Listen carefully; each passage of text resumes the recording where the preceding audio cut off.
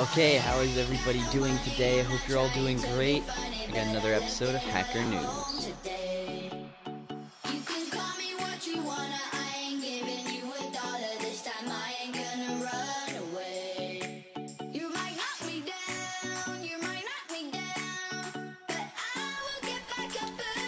Alright, so I got a jam-packed week. Tons of stuff happening. A few things last week I didn't get to see or cover. I forgot to input them, so I'm going to add them this week. And this week's also delayed. I'm sorry, the show's supposed to go on Monday, but I had some family issues I needed to uncover. And then they're all good. Alright, so, number one on my list is a corrupt federal agent charged in SilkRoad Bitcoin theft is accused of stealing 700 grand. Now, this was reported by the Hacker News, and they are accusing Sean Bridges, a former U.S. agent. He pledged guilty last year and was sentenced to almost 6 years in prison for stealing 800 grand worth of Bitcoin. And now they're investigating him again for stealing another 700 grand.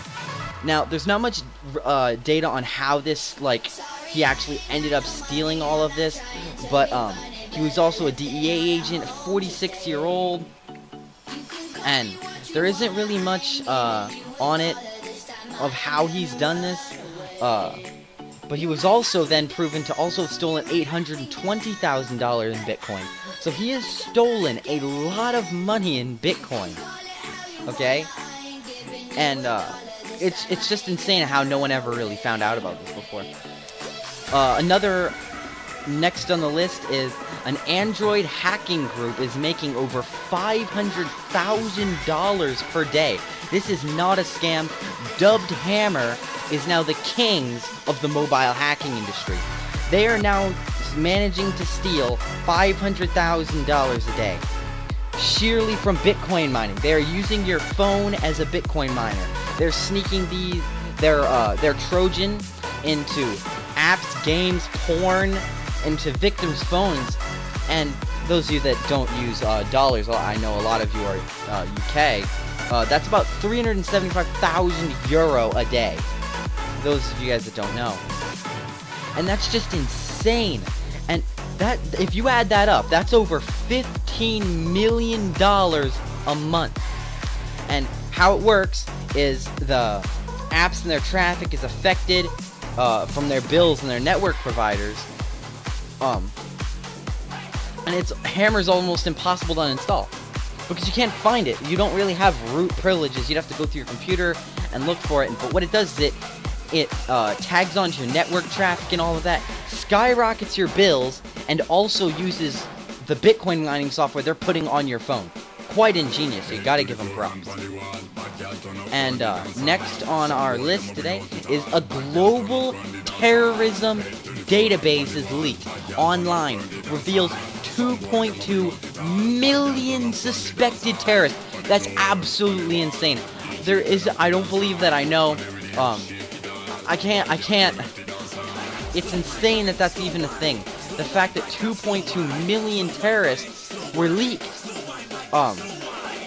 But Chris Valacri claimed on Reddit, he's the one that has claimed to have done this, has leaked, and I'm talking that, this isn't just some makeshift database someone could have forged. No, this is fingerprints, known locations, known colleagues, voice communications, phone numbers, weight, times, days, sex. It's insane. Full names, addresses, everything. It's insane. Every information you could want to gather on these people is in it. And it's online. You can claim it. It's on Reddit. The link will be in the description below. I can't believe that this actually happened. Over 2.2 million people. Now, I'm worried that even if some of these people aren't terrorists, they're going to get harassed. They're going to get hugely harassed for this. It's just, I don't. Insane. Absolutely insane. But link in the description if you want to go check it out. That is if I can find it. The government's been trying to clear it up as much as they can. Yeah. Next bit of news is this from Cyber IT. This is the C-suite executives refuse to pay ransomware unless they get attacked. Now, this isn't just them, okay? This is all across the United States and in the UK. Most companies will refuse to pay ransomware if they don't actually get hacked, because they're afraid they could be bluffing, all this kinds of stuff, and they're not gonna pay until they actually get hacked. And by then, if there's any damage done, the damage has been done. You know, there's nothing you can really do about it. You know, if they just wrecked your servers, well, they just wrecked your multi-million-dollar servers. Like, some company-grade servers are like over $1 million a year. Like, they're insanely expensive, or months sometimes even. They're insanely expensive. I don't know what else to tell you. Alright, but now, the next is we have the Swift hackers again, with another $10 million stolen from the Ukrainian National Bank. Absolutely astronomical amount of money. $10 million they managed to heist from a national bank. And in the Ukraine, you know, nonetheless, for those of you guys that, again, that don't remember, they also stole $81 million, which is about 56 million euro, before. That's when they hacked the Bangladesh Central Bank. And that was not long ago. You almost gotta wonder, what would they honestly need to spend all this money on? I just can't, I don't know what they would need this much money on. I mean, obviously the case hasn't been solved, they haven't been caught yet, so there really isn't much, to know. But they also managed to, like, 12 million, 80 million, now 10 million? They're over 100 million now. What could they honestly want with all this money? I don't know. I can't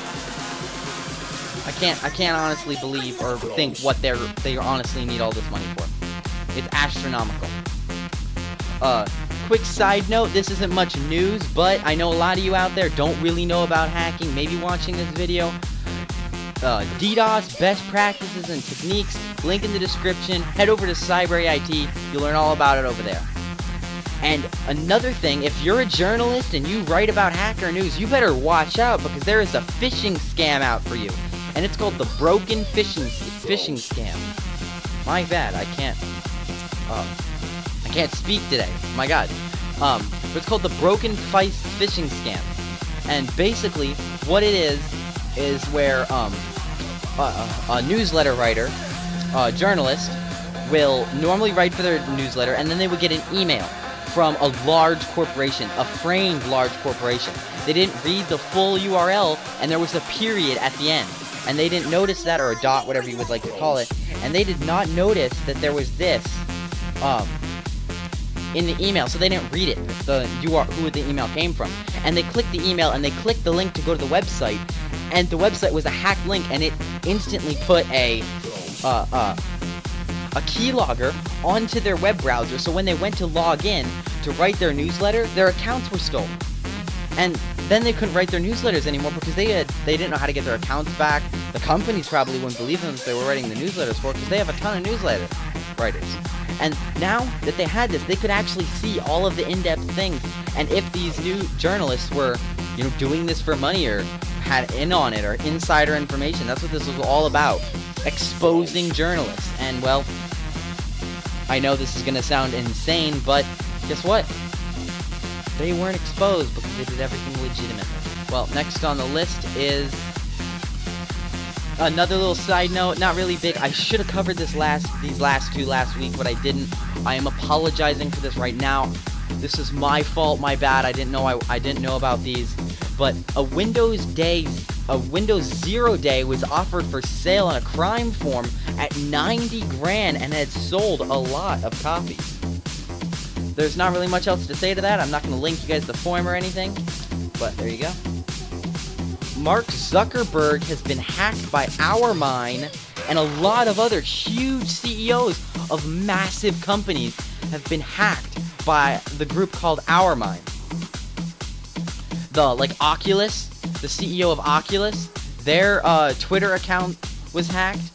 Mark Zuckerberg's Twitter and social media accounts were hacked. And Twitter's ex-CEO, Dick Costos's CEO is hacked, and Mark Zuckerberg's Facebook was hacked as well, and he owns Facebook, so that makes him look really bad. Plus, Mark Zuckerberg is one of the larger white hat hackers out there. Got some balls doing this, I gotta admit. And they also, the Oculus CEO, if you don't know his name, is Brendan Eiber. And he wanted a free Oculus Rift if he wanted his Twitter account back. And they just posted a ton of absurd things and looked into different things, and it was just crazy. It was just crazy. And another little side note, the LinkedIn and MySpace databases were uploaded to torrent for download. So 360 million passwords. You want to get it on that? Go right ahead. I don't know how passwords from 2013 are really going to be that useful to you, but there you go. You want to go brute force and go brute force your ass off. You got 360 million. Alright, but that's going to conclude my news. That's all pretty much happened this week. A ton of crazy shit has happened. Terrorist database got linked. It was just crazy. It was insane. Completely unheard of. But if you guys and I want to make a side note just at the end of this video real quick. That's when I was going to end the video, but I decided not to. I want to make a little bit of a call out, okay? Who the hell is afraid of these Poodle Corp and Lizard Squad guys, okay? Do you guys know what these are? These hackers are, okay? The communities seem to be terrified of these people. They're not hackers, okay? I bet you the age limitations of those two groups are maybe, I would say, 14 to 21, okay? You know, the average, like, young person. That's how old I think the people in that group are. Sorry, I'm a little bit parched. That's how old I believe the people in that group are. Surely because they're not doing anything astronomical. Hell, the things they're doing right now, you could go and do. What they are is they're brute forcing script kiddies. They're sitting there for 3 hours a day, guessing what people's passwords might be, and then brute forcing into a famous YouTuber's account. You know? Wow. I could fucking do that. It's just no one wants to do that because it's not a challenge. They're here to make a statement of what? I don't get what the statement is. We get it. You're a skid. Cool. There's a lot of other like you, you know? And Lizard Squad. Now, Lizard Squad's a little bit more to be afraid of because they are a DOS group. There's a lot of them. There are a lot of DOS groups. I don't.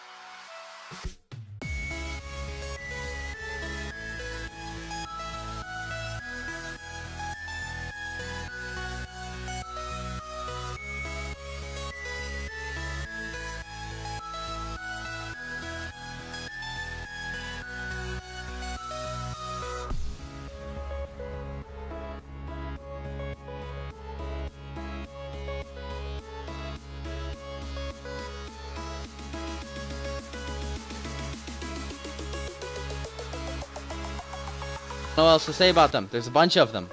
They do a lot of things. There's not much else to say about them. They DDoS things. Now, they're a little bit more scary, but these Poodle Corp people aren't.